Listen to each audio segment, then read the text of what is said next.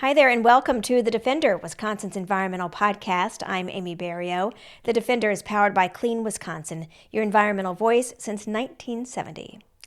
We've been hearing for years that ethanol is the cleaner, more affordable fuel option. The problem is, experts say it's not really true. As Congress considers legislation that would make bigger ethanol blends available all year long at the pump, it might be time to look at the truth about our most widely used biofuel. In this episode, the toll ethanol is taking on our drinking water and our health right here in Wisconsin. That's right now on The Defender.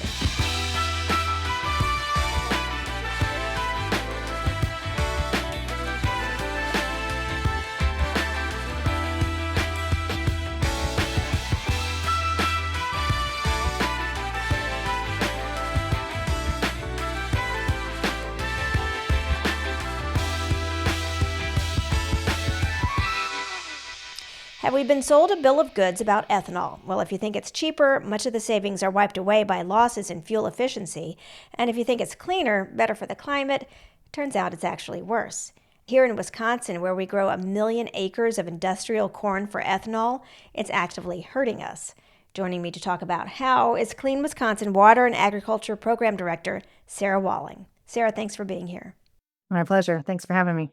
So, when you think about ethanol, at least when I think about it, I feel like it became a thing to reduce emissions because of climate change. And now we know that really because of all the emissions that happen when it's farmed, when the corn is farmed, and then when it's produced into ethanol, there's not really a climate benefit, or it could even be worse for the climate than just plain old gasoline. But your concerns about ethanol go even beyond the climate. So what is, in your mind, or what are some of the reasons why ethanol is maybe not all it's cracked up to be?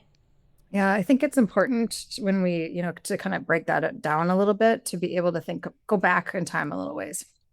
And by that, I mean, when we first started talking as a country and maybe globally, maybe about, reducing emissions, reducing our reliance on fossil fuels, that's really when this concept came into being of like, we need to be providing our own energy as a nation. So we have some energy independence. And so being able to not have to rely on, volatile countries like the Middle East has long been as our source of oil for gasoline and whatnot, that became a big driver. And so the notion that we could produce of biofuels, seemed really attractive, of course, because the notion of biofuels, it sounds great, right? And it is in a lot of ways because it's a renewable resource. We can grow corn year after year, and fossil fuels have a finite amount. And at some point, we may run out of many of those things or have a much harder time getting access to them.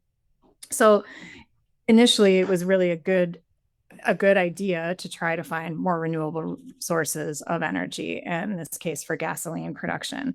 But the problem with ethanol is that, to your point, the way that the math works out in the long run, all of the energy literally that goes into making the kernel of corn that goes to that ethanol plant to be turned into ethanol, that costs a lot more energy than the energy the ethanol is going to put out in the first place. So one of the things we talk about when we talk about whether one fuel is a good replacement for another is the life cycle analysis. And you kind of hit on that a little bit where, you want to look at the entirety of what it takes to make a gallon of ethanol versus a gallon of gasoline to make that a real true comparison. And initially when ethanol first came to be, the thought was, and the math was that it was it was better than gasoline because overall it created more energy and offset these other bad things that were, that gasoline production requires. But as we've gotten to, peel back the layers of the onion, if you will, on ethanol production, it's a much harder, more complicated system. So to grow a corn crop takes a lot of things. So it takes a lot of inputs. And by inputs, I mean fertilizer, I mean pesticides, I mean the fuel to run the tractor, to plant it, to spray pesticides and herbicides on it, to harvest it, all those things.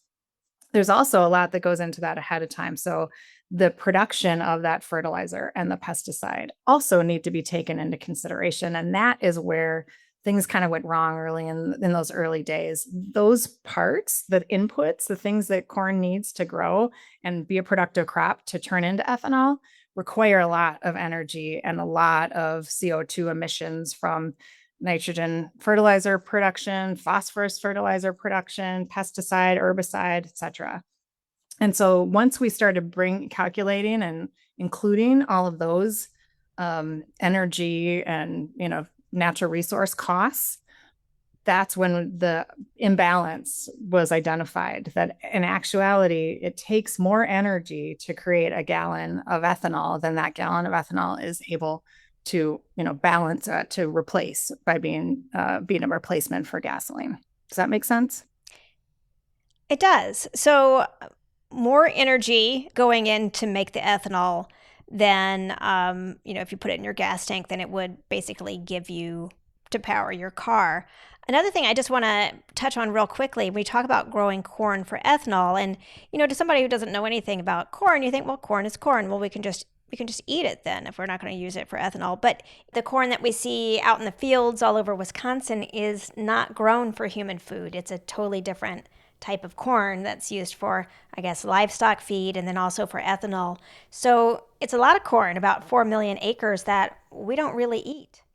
Yeah, that's a really good point to make. So a vast majority of it goes to the livestock production world. We like our dairy, we like our cheese and our yogurt, and so that is going to continue. But a large chunk of that same acreage, so about a quarter of all of the corn that we produce in our state, currently goes directly for ethanol production. And again, you might wonder, well, that seems fine. It's all out there. I can't tell the difference. Sure. But every acre of corn, again, takes a lot of inputs. It takes a lot of nitrogen fertilizer in particular. It takes some phosphorus, or, it takes fertilizer and nutrients, largely, I guess I would say. And then it also takes a large amount of pesticide application to ensure that you get the yields out of that corn crop that you want so that the farmer can be profitable.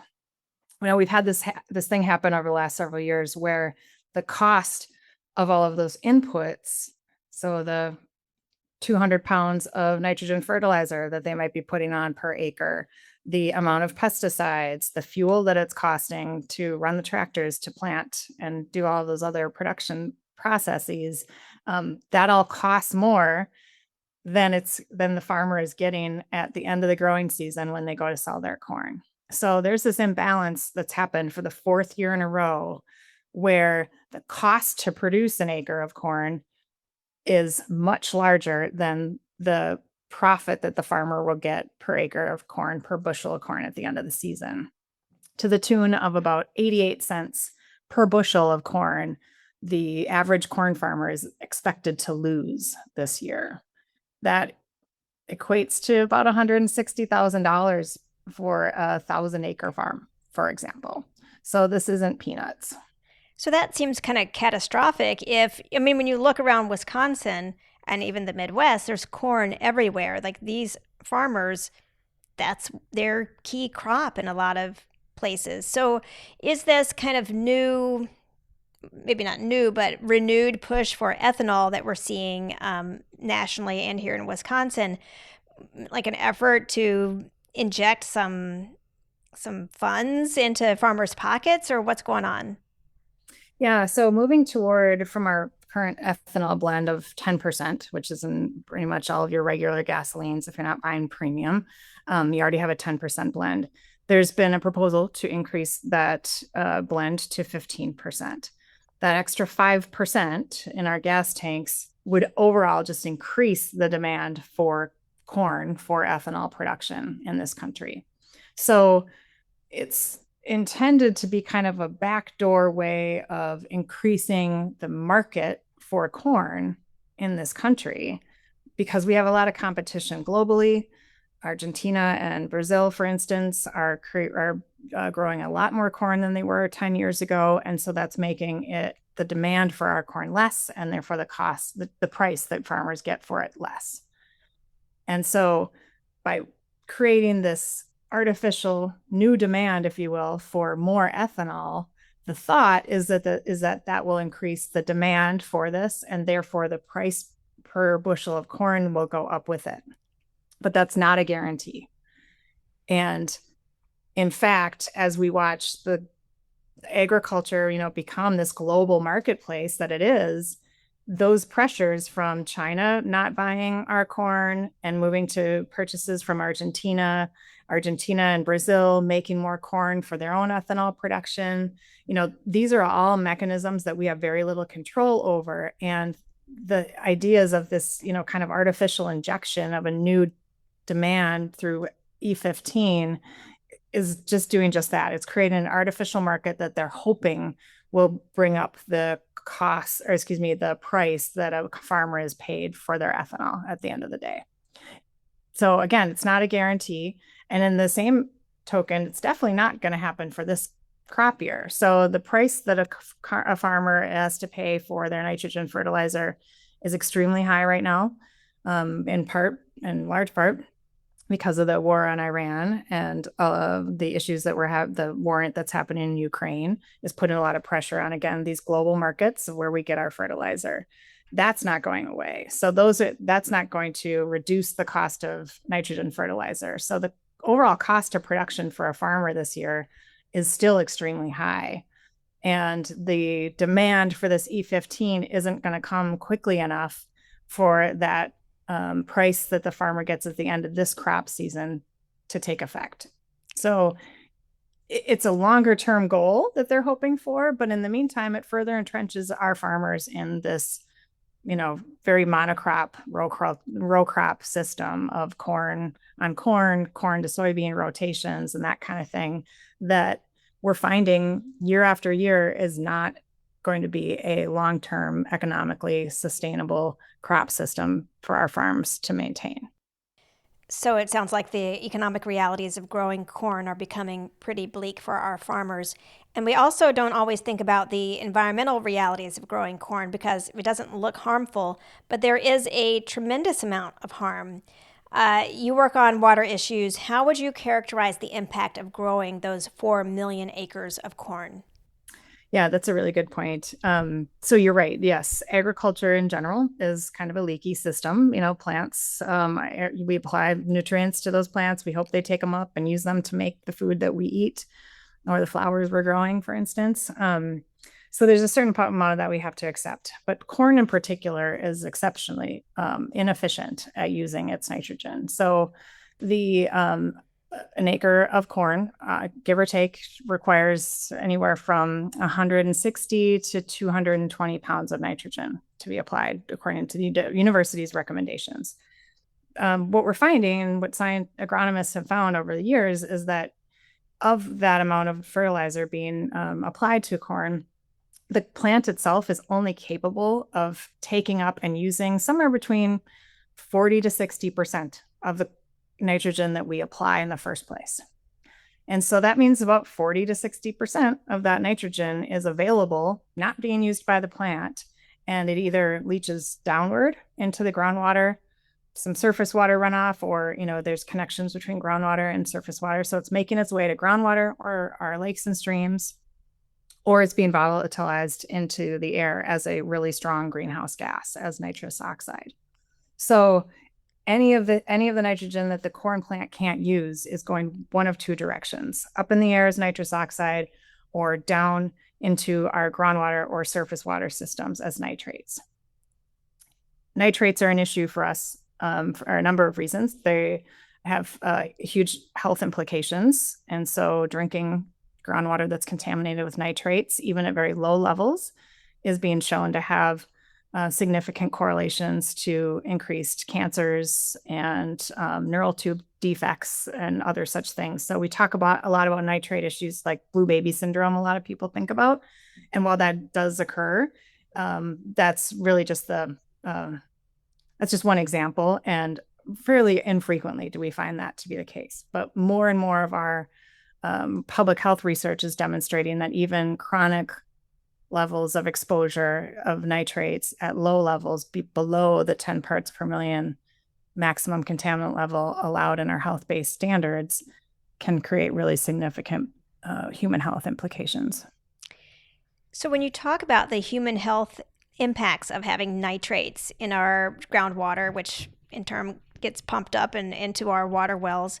How big of a problem is nitrate contamination of drinking water in Wisconsin? Nitrate contaminates more of our groundwater systems than any other contaminant. Nitrates are our most ubiquitous groundwater and surface water contaminant at this point in time. We have a large degree of our public water systems and our private well owners, our rural homeowners who live on their own well and septic tanks that have their groundwater contaminated with nitrates today, even at very low levels. So it's costing us as ratepayers within a municipality to pay for our water utility to treat that water, to remove those nitrates, so that we have safe drinking water. And then the cost is borne by the homeowners themselves if they find that their groundwater is contaminated with nitrates. The trend is increasing as far as the number of private well owners identifying nitrate contamination in their wells. We think that about 10% of the state's wells are contaminated above the 10 parts per million current health-based standard. But there are, as I mentioned, considerable amounts of research that are indicating that even lower levels than 10 parts per million are harmful to us as humans. And there's an effort underway to request that the federal government look more closely at the human health implications of lower levels of nitrate contamination on human health outcomes. Do you think most people are connecting this? I mean, I think we've kind of heard, oh, nitrates in water, that's bad and it's happening. But are people connecting corn, which you see all over, especially southeastern Wisconsin, but really all over the place, with this kind of health threat that's brewing in rural Wisconsin? Yeah, I would say that there's certainly not enough individuals out there who realize where the nitrate contamination that they might be experiencing in their private well or that their community is experiencing comes from agricultural sources. Not enough folks out there, I think, really do make that connection between the potential that agriculture has to contaminate our drinking water with nitrates and the ethanol production that we're talking about here today. So an increase in ethanol production will increase the demand for more corn and likely cause more farmers to plant more corn, perhaps even taking areas that haven't been in corn production and any agricultural production and putting them into into corn production to start to satisfy that demand. So the last time that we had once E10 became a thing and we were trying to get ethanol into all of our gas tanks that way, we saw a huge increase in the acreage of corn production in Wisconsin and nationally. So we anticipate that an increase in the to E15 would cause a similar land use change and create more corn production than we even have today. So if, on a per acre basis, every corn plant's only using 40 to 60% of the nitrogen, that just creates more and more available to leach to our groundwater and surface water systems and go up in the air as nitrous oxide. And it's not just nitrates, although that is a huge deal. Again, as you said, kind of the most prevalent groundwater contaminant in the state. There's also a lot of pesticides that go on these millions of acres of corn that are out there. It is pollinator month, so I know one type of pesticide called neonicotinoids, or neonics for short, is rampant in conventional corn production. So what is going on with those pesticides in Wisconsin? Yeah, good point. So yes, a lot of pesticides are being used on corn production. So herbicides being one of them. A lot of us know already about, the use of glyphosate for weed suppression in corn systems. And that's a very, real pesticide use in corn systems. The other one you mentioned is neonicotinoids, which are a group of insecticides in this case that their job is to, repel pest insects that would reduce yields. The problem with this, especially within corn, is that every single grain of conventional corn, so if every grain that isn't an organic corn seed, is already treated with enough neonic insecticide when it leaves the seed company and makes its way to a farmer's field, enough neonics are on that corn kernel to kill 500,000 bees. Oh, And the real problem with that is certainly, the outcome to our insect and pollinator populations, but it's also that farmers don't have a choice. Unless they go to the organic seed market, which is more expensive and doesn't always offer the same hybrids that they might like to grow, they don't have a choice beyond having a corn seed that is already treated with neonics. And so, from my perspective, farmers are paying for a product that they don't necessarily always need. And they may not always understand and recognize is part of this problem with pesticide contamination of our water systems, our groundwater, and the upstream, if you will, impacts to aquatic insects, birds, us as humans, and all of that kind of thing. Kind of a whole host of chemicals being applied to or even treating the seeds of corn, conventional corn, when it gets planted.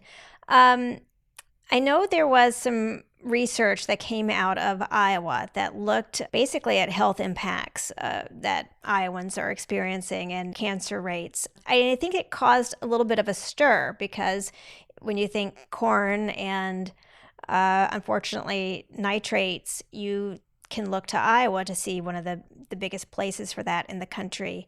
What is your reaction to this kind of study that pointed to, I think, some cancer hotspots that may be related to chemical pollution from cornfields? Yeah, there was a very the Harkin Institute study from Iowa Environmental Council was really informative in that way. That was really one of the very first looks at trying to correlate exposure of rural community members to nitrates and pesticides and what that looks like for cancer outcomes, especially. And frankly, I was not all that surprised personally by the findings because we've been looking at these issues for quite some time here at Clean Wisconsin. But it was a really big eye opener, I think, for a lot of folks to recognize that little old Iowa that has a very small but very rural and very farm centric economy has the second highest rates of cancer in the nation. And recognizing exposure pathways, what these community members and communities are being impacted or exposed to, led to the need for this study. And the results showed really clearly that these exposure pathways through pesticides, both insecticides, herbicides, fungicides, as well as constant exposure to even low levels of nitrates have this high correlation to increased cancers, thyroid disease, and reproductive issues. So everything you're saying is pretty alarming, I would say, because all you have to do is walk outside and you can see corn just about everywhere. And, in the fall, you've got your corn mazes, and, it's just so woven into, at this point, our fabric in Wisconsin. I know it wasn't always 4 million acres of corn in Wisconsin, but now it's hard for us to picture rural Wisconsin without it. What do you want people to know or to do in reaction to some of this information that we're kind of laying down? Yeah, that's a really good and a really tough question, because if there were easy solutions to a lot of this, we would already, be a lot further down those pathways. I think there is a growing interest of farmers to, understand the implications of what, their crop production is doing to their environment, both for themselves and their families, and, the larger water and land resource. But I think that there needs to be a little more interest by the seed companies and chemical companies to really give farmers options. And one of those being neonic, untreated seeds would be great to see come online. But I think in the bigger context of things, and especially for the general public to understand, is knowing where your food comes from, asking questions. And then that applies also to your farmers, being able to really think through what you're applying and why you're applying it, and how necessary it is. I think our human nature is such that, we often take the easy route. And if there's a prescription to address the problem, then we will follow that because it's usually the easiest way to do it.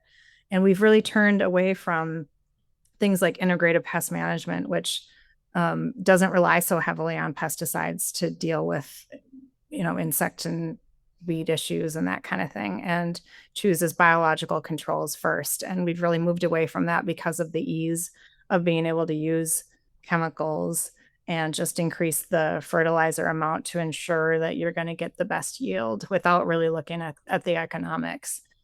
If a farmer is I spent the greater part of my career before coming to Clean Wisconsin 3 years ago working directly with farmers to help them balance their nutrient needs to what the actual need of the crop was, and incorporating the concepts of environmental issues. So helping to make changes within a given field so that you're not applying as much as close to the streams, or that you're applying cover crops that are able to scavenge that any extra nitrogen that's being left in the soil before it can leach down to the groundwater. So there's a suite of adjustments that agricultural producers can make, and many are, to try to reduce the risks of nitrate losses to groundwater and reduce the use of pesticides. But often, that isn't necessarily the guidance that they're getting from their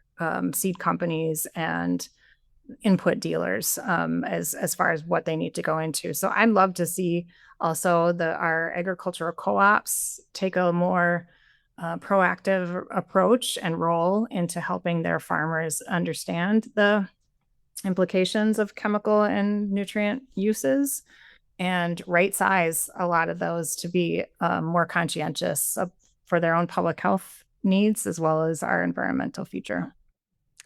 Yeah, we have to, I think we have a lot of work to do to kind of get a handle on our food production systems and our non-food production systems like ethanol, and protect what we all recognize is a hugely critical resource, which is our water resources. But I think maybe the first step is just helping people become aware of what's going on.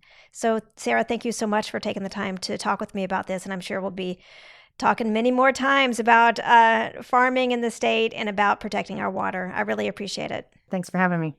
And thank you for listening to The Defender. We have a lot of information on the health harms of nitrates and neonicotinoid pesticides in Wisconsin. Just check out the show notes or head to cleanwisconsin.org/podcast.